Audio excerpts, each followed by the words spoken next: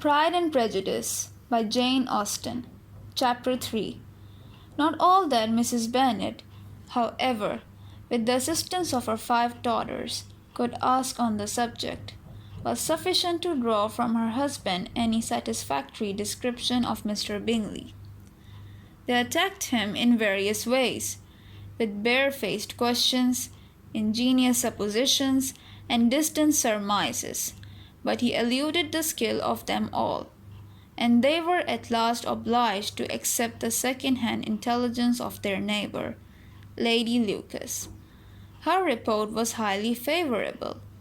Sir William had been delighted with him. He was quite young, wonderfully handsome, extremely agreeable, and, to crown the whole, he meant to be at the next assembly with a large party. Nothing could be more delightful. To be fond of dancing was a certain step towards falling in love, and very lively hopes of Mr. Bingley's heart were entertained. "If I can but see one of my daughters happily settled at Netherfield," said Mrs. Bennet to her husband, "and all the others equally well married, I shall have nothing to wish for." In a few days Mr. Bingley returned to Mr. Bennet's visit, and sat about 10 minutes with him in his library. He had entertained hopes of being admitted to a slide of the young ladies, of whose beauty he had heard much, but he saw only the father. The ladies were somewhat more fortunate, for they had the advantage of ascertaining from an upper window that he wore a blue coat and rode a black horse.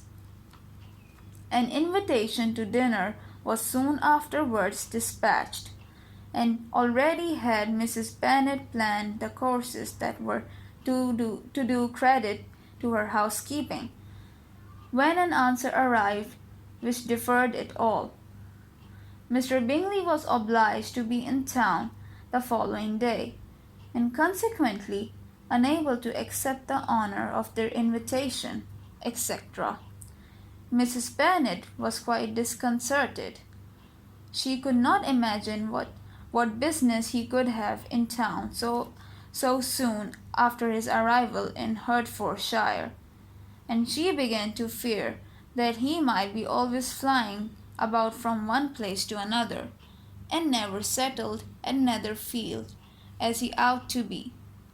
Lady Lucas quieted her fears a little, but starting the idea of his being gone to London only get a large party for the ball, and a report soon followed that Mr. Bingley was to bring 12 ladies and 7 gentlemen with him to the assembly.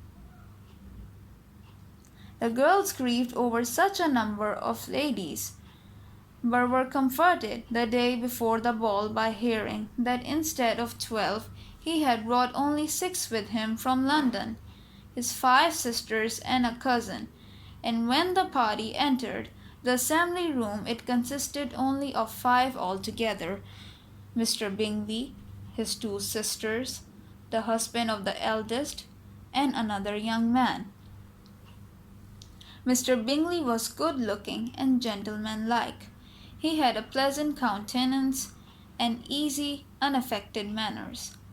His sisters were fine women, with an air of decided fashion. His brother-in-law, Mr. Hurst, merely looked the gentleman, but his friend Mr. Darcy soon drew the attention of the room by his fine, tall person, handsome features, noble mien, and the report which was in general circulation within 5 minutes after his entrance, of his having 10,000 a year. The gentlemen pronounced him to be a fine figure of a man. The ladies declared he was much handsomer than Mr. Bingley, and he was looked at with great admiration for about half the evening, till his manners gave a disgust which turned the tide of his popularity. For he was discovered to be proud, to be above his company, and above being pleased, and not all his large estate in Derbyshire could then save him from having a most forbidding, disagreeable countenance, and being unworthy to be compared with his friend. Mr. Bingley had soon made himself acquainted with all the principal people in the room. He was lively and unreserved, danced every dance, was angry that the ball closed so early, and talked of giving one himself at Netherfield. Such amiable qualities must speak for themselves. What a contrast between him and his friend! Mr. Darcy danced only once with Mrs. Hurst and once with Miss Bingley, declined being introduced to any other lady, and spent the rest of the evening in walking about the room, speaking occasionally to one of his own party. His character was decided. He was the proudest, most disagreeable man in the world, and everybody hoped that he would never come there again. Amongst the most violent against him was Mrs. Bennet, whose dislike of his general behaviour was sharpened into particular resentment by his having slighted one of her daughters. Elizabeth Bennet had been obliged, by the scarcity of gentlemen, to sit down for 2 dances, and during part of that time Mr. Darcy had been standing near enough for her to overhear a conversation between him and Mr. Bingley, who came from the dance for a few minutes to press his friend to join it. "Come, Darcy," said he, "I must have you dance. I hate to see you standing about by yourself in this stupid manner. You had much better dance." "I certainly shall not. You know how I detest it, unless I am particularly acquainted with my partner. At such an assembly as this it would be insupportable. Your sisters are engaged, and there is not another woman in the room whom it would not be a punishment to me to stand up with."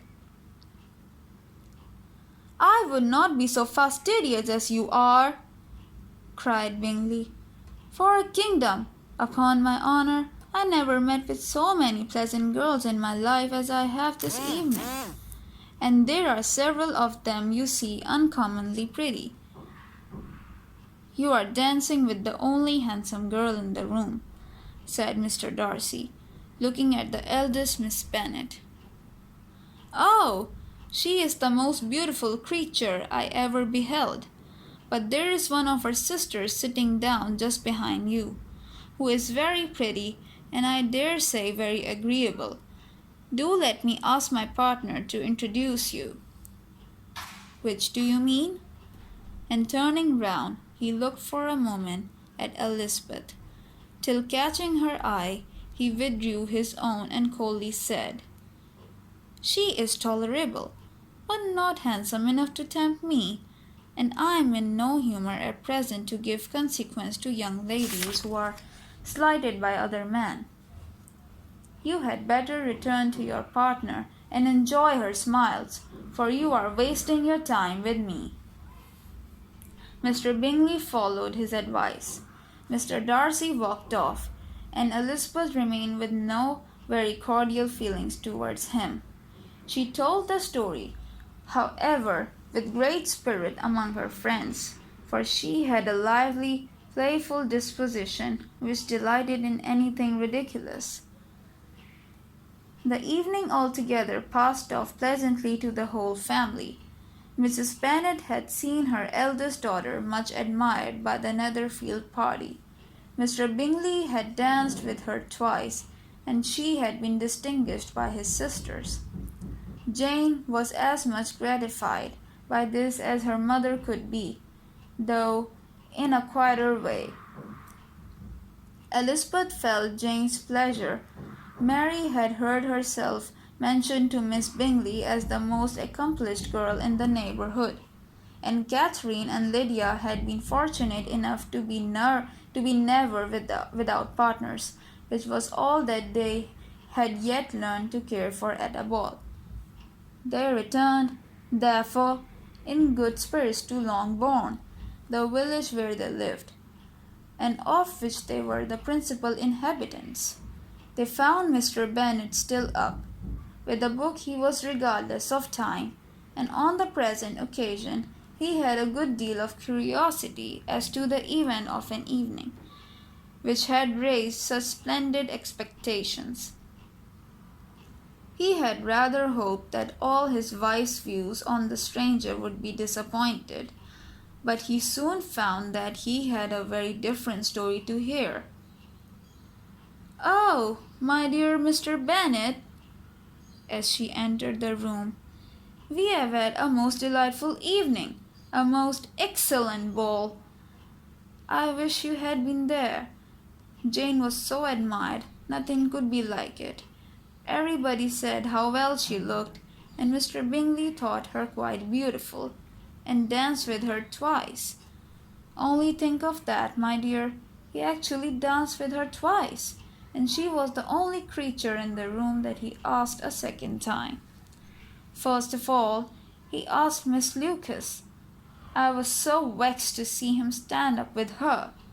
But, however, he did not admire her at all. Indeed, nobody can, you know, and he seemed quite struck with Jane as she was going down the dance.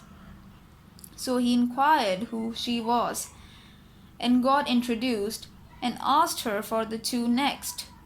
Then the 2/3 he danced with Miss King, and the 2/4 with Maria Lucas, and the 2/5 with Jane again, and the 2/6 with Lizzie and the Boulanger. If he had any compassion for me, cried her husband impatiently, he would not have danced half so much.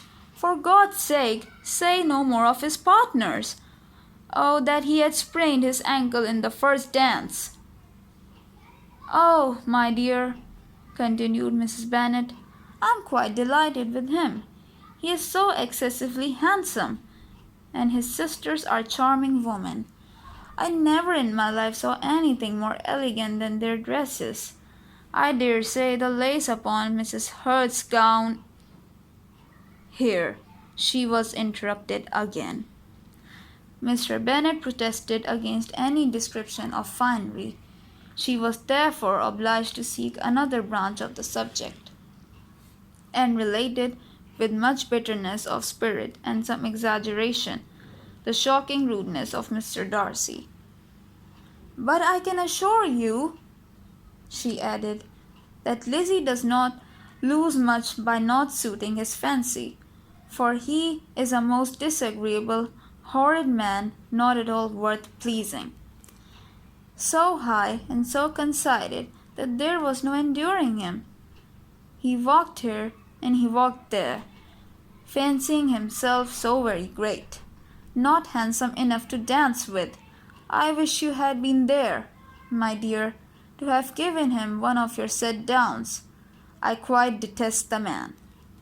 End of chapter 3.